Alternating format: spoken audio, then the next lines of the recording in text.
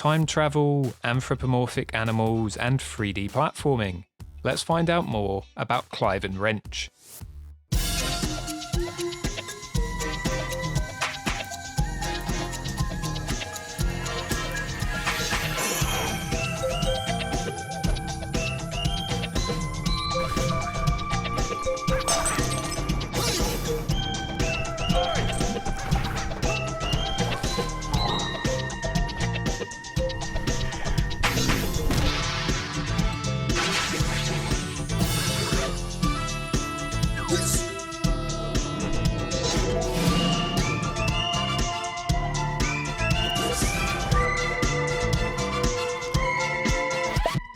Clive N Wrench is a 3D action platformer that sees you playing as the titular duo as they travel through time, visiting all manner of places across the globe, solving problems, finding collectibles, fighting bosses, and ultimately saving the world.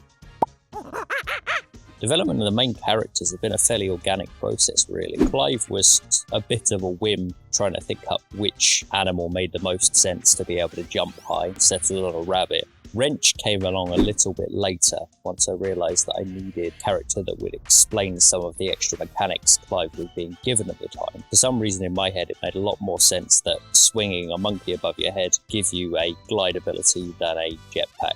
That's just how my head works, I guess.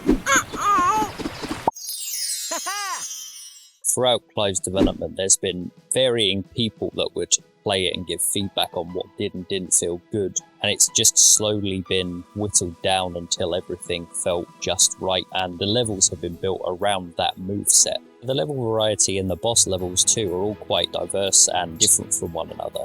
For the most part, it's been a case of building the basics of a level, figuring out which time period made sense, and then adding extra parts from the history of that time period. It's kind of a back and forth until the final level feels greater than the sum of its parts. So for example, one of the earlier levels, Cajun Mob Bog, is kind of a cross between a Cajun swamp and a sort of Little Italy mafia-influenced town area. 3D platformers have been around for 20 plus years now. There's quite a number of, I suppose, a given as far as theming goes, and I always wanted to try and differentiate Clive's levels somehow from that. So there's also another level, Iceratops, which is set in prehistoric times, but it's also somewhat anachronistically Christmas themed. So you've got dinosaurs running around, Christmas trees and presents, and Santa's workshop as you get further through the level. I think my favourite level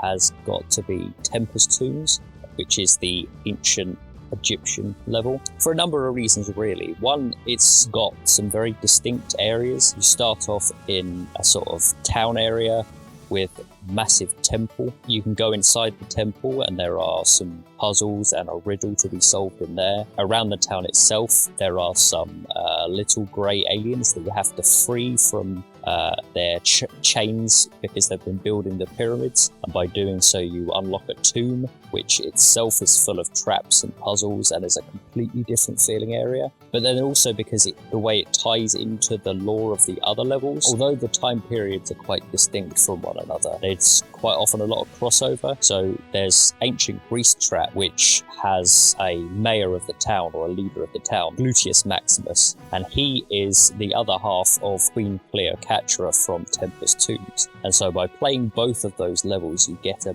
better idea through environmental storytelling of why certain events happen from one to the other. Clive N Wrench's hub world is called A Space Between Time because it is quite literally that. It's floating out in the middle of stars, and it is quite literally the place where all of the time periods that evil Dr Daucus has been to collide. Throughout the game, as you beat bosses and collect pocket watches, you unlock different sections and different levels within the hub world as you travel around it anti-clockwise to eventually reach the end. Yeah.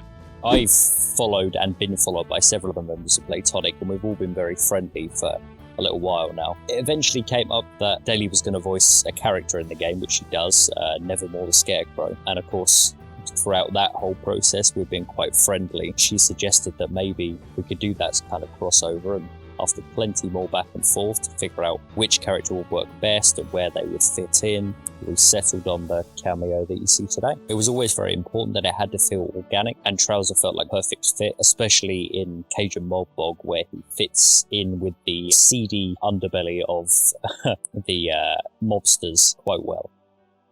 Clive N Wrench is available for pre-order now on Nintendo Switch, and will have more updates surrounding its development throughout 2021.